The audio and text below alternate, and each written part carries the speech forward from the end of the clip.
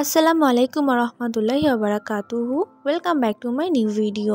আজ তৈরি করে দেখাবো জলপাইয়ের ঝুরি আচার। এইভাবে ঝুরি আচার তৈরি করে সারা বছর সংরক্ষণ করতে পারবেন। তো এর জন্য আমি এখানে নিয়েছি 1 কেজি জলপাই। জলপাইগুলোকে ধুয়ে পরিষ্কার করে নিয়েছি। এখন একটা গ্রেটারের সাহায্যে এগুলোকে গ্রেট করে নিব।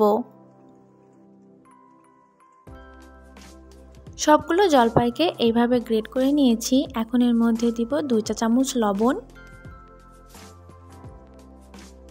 লবণটা দিয়ে খুব ভালো করে মিশিয়ে নিব। মেশানো হয়ে গেলে দেখতে পারবেন আস্তে আস্তে জলপাই থেকে পানি ছেড়ে দিচ্ছে। এখন হাতের সাহায্যে চেপে পানিগুলোকে বের করে নিব। হাতের সাহায্যে চেপে সবখানি জলপাই থেকে এইভাবে পানি বের করে নিব।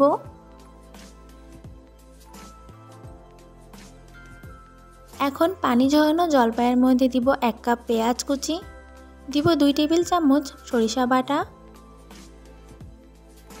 হাফ চা চামচ হলুদ গুঁড়া আর 1 চা চামচ লাল মরিচের গুঁড়া। ঝালটা আপনারা আপনাদের পছন্দ মতো ব্যবহার করতে পারেন। এখন হাতের সাহায্যে জলপাইটাকে খুব ভালো করে মাখিয়ে নিতে হবে। মেশানো হয়ে গেলে এখন একটা ছড়ানো পাত্রে জলপাইটাকে শুকানোর জন্য দিতে হবে। 2 থেকে 3 দিন সময় নিয়ে জলপাইগুলোকে শুকিয়ে নিব। সবখানি জলপাই শুকিয়ে নেওয়া হয়ে গেছে। দেখুন শুকিয়ে এরকম হয়েছে। এখন এর জন্য তেল প্রস্তুত করব।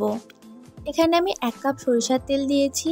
অবশ্যই এখানে 1.5 কাপ পরিমাণ সরিষার তেল লাগবে। দিব 2 থেকে 3টা শুকনো মরিচ আর হাফ চা চামচ পাঁচফোড়ন। এখন 1 থেকে 2 মিনিট সময় নিয়ে এই পাঁচফোড়নটাকে ভেজে নিতে হবে। 1 থেকে 2 মিনিট পাঁচফোড়নগুলো ভাজা হয়ে গেলে এখন তেলটাকে ঠান্ডা করে নিব। আর এইদিকে আমি জলপাইগুলোকে একটা বয়ামে করে নিয়েছি। এখন ঠান্ডা তেলটাকে এই জলপাইয়ের মধ্যে দিয়ে দিতে হবে।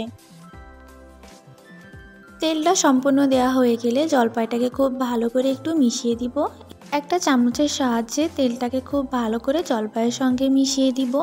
এই জলপাইয়ের আচারটা 2 থেকে 3 দিন রোদে দিয়ে একদম 1 বছর পর্যন্ত সংরক্ষণ করতে পারবেন।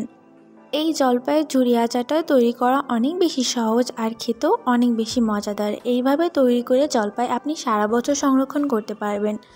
আশা করি আজকের ভিডিওটি ভালো লেগেছে। দেখা হবে নতুন আরেকটি ভিডিওতে। আল্লাহ হাফেজ।